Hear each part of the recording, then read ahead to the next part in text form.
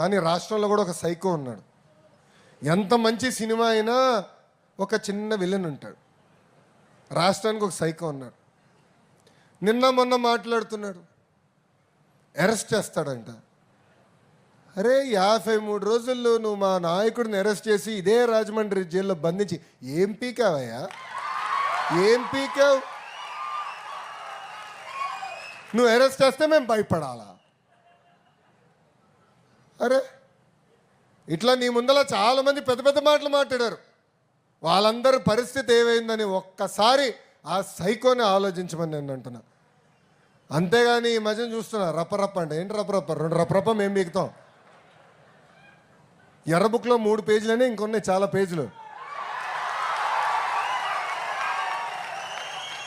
ఎవరికి ఎప్పుడు ముహూర్తం పెట్టాలో నాకు తెలుసురా భయ్. ఎందుకో ఆవేశం, ఎగిరెగిరి వస్తున్నారు. ఏం కంగారు లేదు. చట్టాన్ని కానీ మీరు ఉల్లంఘిస్తే నేను ఎవరిని వదిలిపెట్టాను. ఈ కూటమి ప్రభుత్వం వదిలిపెట్టాను. ఎవరైనా. That is the power of red book.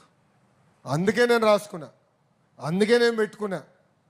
నేను ఎవరిని వదిలిపెట్టాను. ఇక్కడున్న కార్యకర్తలందరం మనం చేయాల్సిన పనులు మనం చేయాలి.